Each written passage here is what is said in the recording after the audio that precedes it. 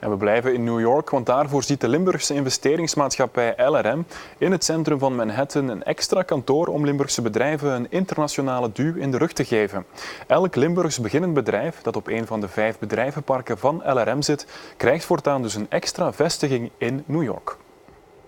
Het is in de bestaande kantoren van de Belgisch-Amerikaanse Kamer dat LRM Limburgse starters die in Amerika zaken willen doen, zal huisvesten en begeleiden. In heel veel sectoren rond technologie, als het over nieuwe energie gaat of over ICT, digitalisering, moet de wereld direct je markt zijn. Het is heel moeilijk om naar de Verenigde Staten te gaan. Hoe kan iemand van 23 jaar of 25 jaar met een bedrijfje dat doen?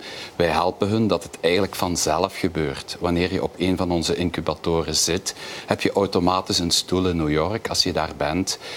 En daar zijn ook lokale coaches die je verder helpen naar de Amerikaanse markt. De samenwerking laat de Limburgse investeringsmaatschappij toe om internationalisering als een extra service aan te bieden aan zijn starters. Want de markt van nieuwe producten is niet lokaal. Wanneer je vandaag een nieuw product ontwikkelt, moet je dat niet meer zomaar voor de Vlaamse markt doen. Vaak moet je heel veel onderzoek doen en kosten.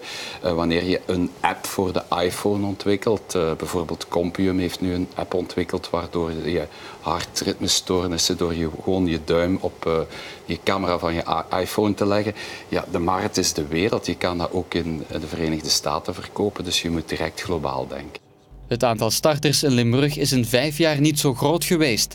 Dit jaar al starten meer dan 600 ondernemers een nieuw bedrijf. Ik denk dat er echt een heel goede startersdynamiek in Limburg bezig is. Bijvoorbeeld de Corda Incubator hebben we recent geopend in maart. Vandaag zijn er al 22 nieuwe bedrijfjes aanwezig. Goed voor 92 werkplekken. Dus zolang die incubatoren goed draaien, is de intake er. Vandaag is het zeer laagdrempelig. Een starter betaalt per werkplek op een bedrijvenpark van LRM maandelijks €200, inclusief nu dus een bureau in New York.